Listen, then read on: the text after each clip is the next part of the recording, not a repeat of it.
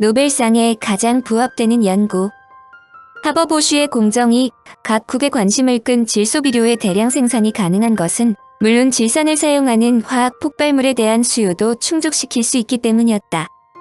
암모니아는 화약 제조의 필수적인 질산의 원료로도 중요하다. 하버 보쉬 공정으로 만들어진 암모니아를 산화시키면 쉽게 질산을 만들 수 있다. 노벨이 다이너마이트를 만드는 데 사용한 나이트로글리세린도 글리세린의 질산을 처리해서 만든 것이다. 1910년 베를린에서 새로 설립될 예정이었던 카이저 빌헬름 물리화학연구소 소장직을 맡아달라는 제안이 들어왔다. 하버는 곧바로 승낙했고 1933년까지 20여 년간 뛰어난 학자들을 거느리며 연구 생활을 했다. 문제는 제1차 세계대전이다. 전쟁은 독일인 중에 독일인인 하버에게 커다란 영광의 기회였다. 우선 1914년 7월 전쟁이 발발되었을 때 이미 하버와 보쉬의 암모니아 합성이 성공한 후이므로 그들은 그야말로 독일의 구세주였다. 그 당시까지만 해도 독일은 칠레 초석을 수입해서 질산을 얻었다. 영국, 프랑스를 비롯한 연합군은 해상 봉쇄를 통하여 칠레 초석이 독일로 들어가지 못하도록 철저히 막았다. 칠레 초석은 질소비료의 원료일 뿐 아니라 화약을 만드는 데에도 쓰였으므로 전쟁 시 매우 귀중한 자원이었기 때문이다. 따라서 연합군 측에서는 화약의 원료가 바닥난 독일이 오래 버티지 못하고 곧 항복할 것이라고 생각하였다. 그러나 놀랍게도 독일은 전투에서 충분한 화약을 쓰면서 4년간이나 전쟁을 지속하였다. 1918년 전쟁이 연합군의 승리로 끝나고 독일의 주요 시설이 연합군에 접수된 후 그 비밀은 풀렸다. 카이저 빌헬름 연구소장으로 일하던 하버가 암모니아로부터 질산을 제조하여 화약의 원료로 제공했던 것이다. 연합군은 하버가 자체적으로 화약을 만들었기 때문에 독일이 예상보다 오랫동안 버텼으므로 많은 장병들이 희생되었다고 비난했다. 한마디로 하버의 화약 제조가 없었다면 독일이 일찍 항복했고 그랬다면 장병의 희생자가 적었을 것이라는 뜻이다. 그러나 하버의 발명은 과학적인 면으로만 국한한다면 물리화학적인 방법의 유용성을 극대화한 과학의 승리였다. 반응의 연력학적 데이터를 근거로 암모니아를 합성하는 반응이 가능하다고 판단했고 그러한 반응의 최적 조건을 찾았다는 것은 더욱 중요한 의미를 갖는다. 더구나 보쉬를 중심으로 한 기술자들의 노력과 하버의 연구가 결합돼 상업적 결과로 이어졌다는 것은 정유, 석유화학, 천연가스 등과 같은 미래의 거대 산업의 기본적인 모델이 되었다. 과학사에서는 이들의 암모니아 합성을 매우 중요하게 다루는 것은 그들에 의해서 비로소 20세기의 과학적인 연구의 틀이 갖추어질 수 있었기 때문이다. 18세기 말의 산업혁명 기초기와 19세기 말과 20세기 초의 과학과 기술 간의 관계에서 상당한 차이점이 보인다. 1. 기술 개발의 주역이 장인에서 대학 교육을 받은 전문적인 연구자들로 바뀐다. 2. 단순한 아이디어의 변형이 아니라 실질적인 과학 원리의 이해와 적용, 응용 등 고도의 분화된 전문 지식이 필수적이 되었다. 3. 개인 차원은 연구가 그룹 차원의 연구로 바뀌었다. 4. 대학의 연구원과는 다른 기업의 연구원이라는 연구 집단이 등장했다. 19세기 후반부터 BASF는 대학의 수준 높은 교육을 받은 자들을 채용하고 대학 실험실과 밀접한 개발 연계 시스템을 갖추었다. 세계 최대 제약회사로 알려지는 바이엘도 1880년 자체 연구소를 설립하고 BASF와 같은 체제를 운용했다. 독가스 제조의 헌신.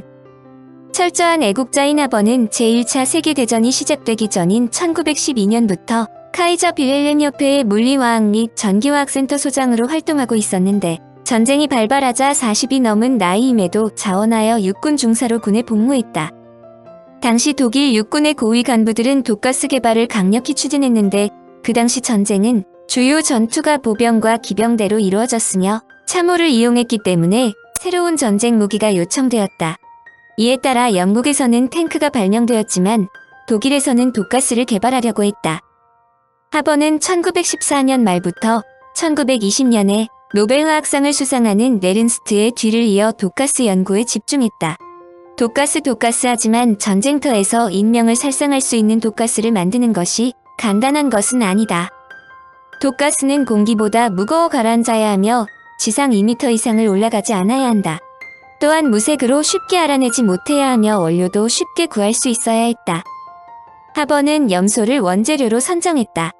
염소는 소금을 분해하여 만들 수 있으므로 독성이 강력하고 공기보다 무거우며 용기에 넣어 보관하거나 수송이 편리했다.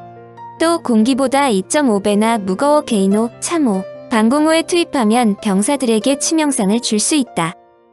하버는 1915년 1월 독가스를 시험적으로 성공했고 1915년 2월 벨기에 전선에서 세계 최초로 독가스를 살포했다.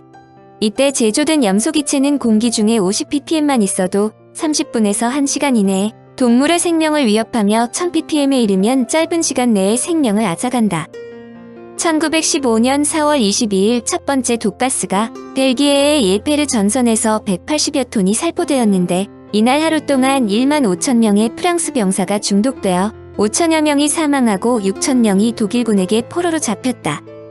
보복에 나선 연합군도 포스겐으로 가스를 살포했고 독일군은 보다 치명적인 독을 갖고 있는 머스터드 가스를 전선에 투입했다. 전쟁 동안 뿌려진 12만 5천 톤의 독가스로 양측에서 97만 명의 사상자가 나왔다.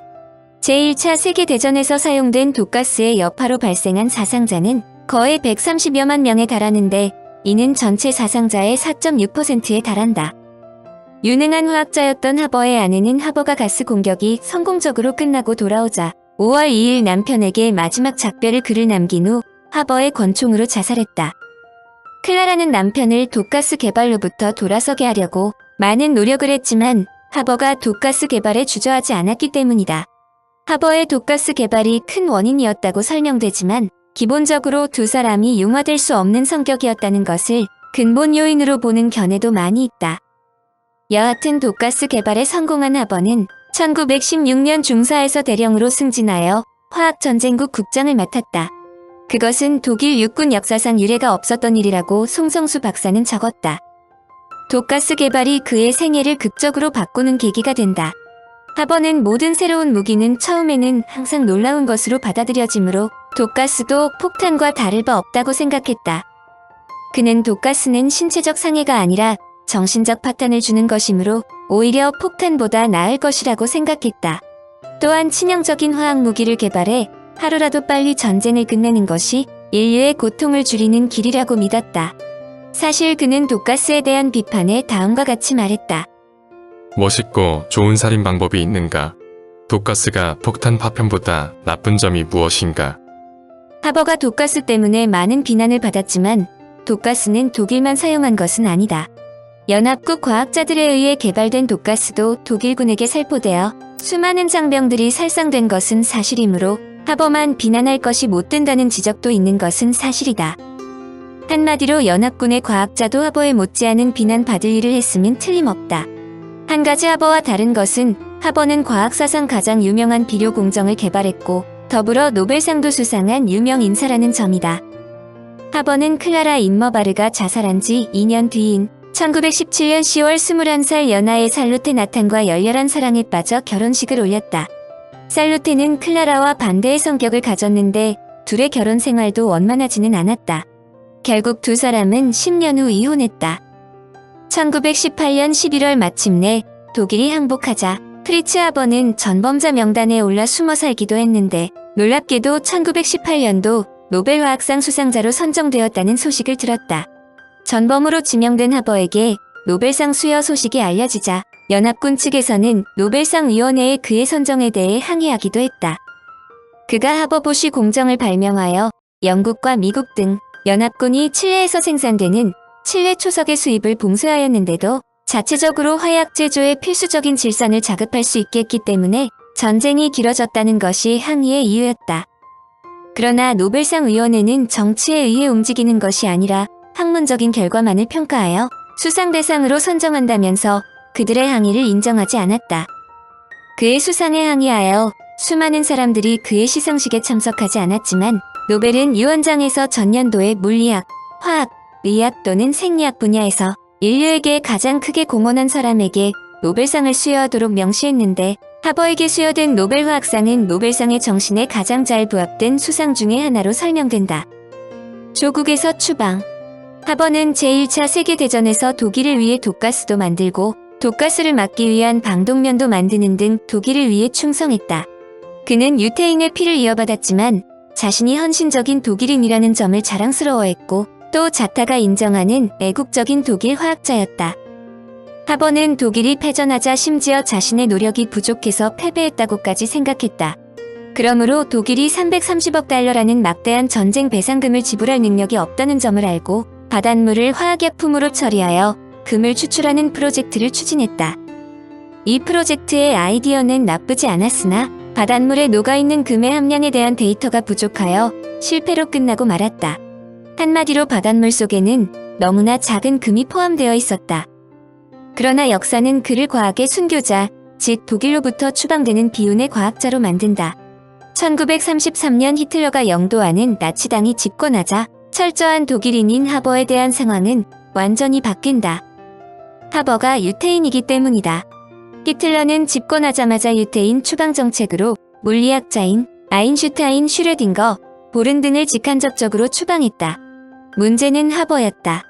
하버가 유대인이기는 하지만 그는 독일을 위해 전방위적으로 공헌한 과학자 중 과학자였고 특히 제1차 세계대전에 참전한 참전용사였다. 당시 법에 따르면 참전용사는 해고에서 제외되었기 때문에 연구소장직에 계속 머물러 있을 수 있었지만 자신의 연구소에 있는 유대인 학자들을 해고토록 강요했다. 하버가 이에 강력히 반발하며 정부에 항의하자 당시 카이저 비렐름 협회의 총재였으며 1918년에 노벨 물리학상을 수상한 플랑크가 히틀러에게 면담을 요청했다. 그는 히틀러를 만나서 학술 진흥에 꼭 필요한 유태인을 추방하면 외국에만 이익을 줄 뿐 독일의 장래가 암담하다고 했다. 그때 프랑크와 히틀러가 나눈 대화는 다음과 같다. 히틀러, 나는 유태인 자신들에게는 아무런 유감도 없습니다. 그렇지만 그들은 모두 공산주의자들이고 그래서 나는 그들을 미워하는 것입니다. 플랑크, 사람에 따라 모두 다르니까 구별하면 되지 않습니까? 히틀러, 유태인 스스로가 그러한 구별을 해주어야 하는데 그렇지 않기 때문에 내가 유태인들에게 단호한 태도를 취하는 것입니다. 유태인 없이도 독일의 과학기술은 잘 되어 갈 것이라고 믿습니다.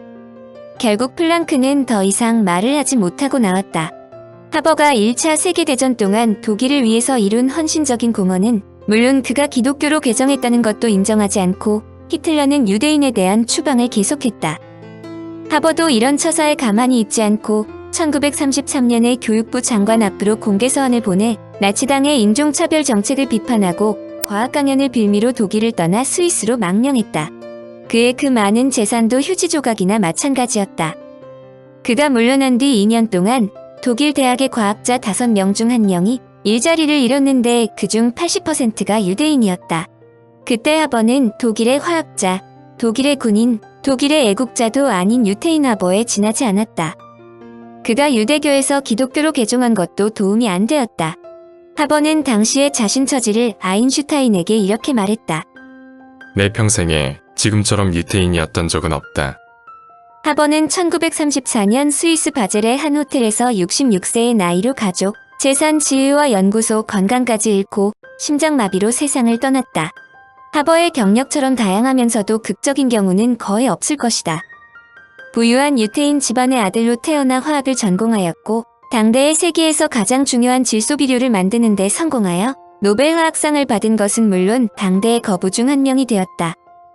철저한 독일인으로 자부하면서 유대교에서 기독교로 개종했고 제1차 세계대전 때 독가스를 개발하여 연합군에 치명상을 주는데 주저하지 않는 등 한마디로 독일에 의한 독일을 위해 헌신했다. 그러나 히틀러는 철저한 독일인으로 자부한 하버에게 유대인이란 명목으로 추방하는데 주저하지 않았다. 그의 모든 재산 등도 압수된 것은 물론 그가 사망하자 그가 개발한 질소비료 제조법마저 그가 개발한 것이 아니라고 선전되는 수모까지 당했다. 아이러니한 것은 그의 질소비료 제조법이 노벨상 수상사상 가장 노벨상 구호에 적합하다는 평가를 받은 것이다.